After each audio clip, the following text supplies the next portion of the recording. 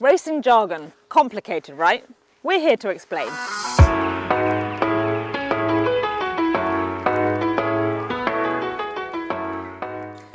Now, we often get told that we talk in a whole different language when it comes to talking about racing. The terminology involved sometimes can be quite confusing. Even growing up in the sport, there was lots that I had to learn from my parents when I thought they were talking in a different language. And one that always confused me is when people talk about a horse being on the bridle and then coming off the bridle. I'm like, wow, what does that mean? This is obviously the bridle. This whole piece makes up what we call the bridle.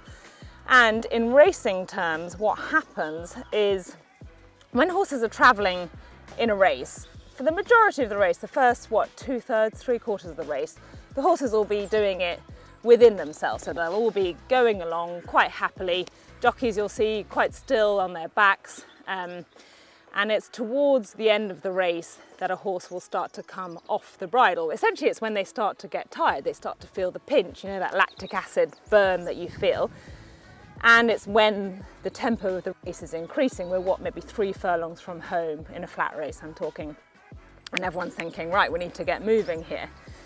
And if you're the first horse to come off the bridle, normally a bad sign because it means the warning lights are out. The jockey's gone from travelling comfortably, having lots of horse underneath him, and suddenly you see him doing this, needing to change the reins, getting lower in the saddle, urging his horse forward. So he's come off the bridle, he's not travelling anymore.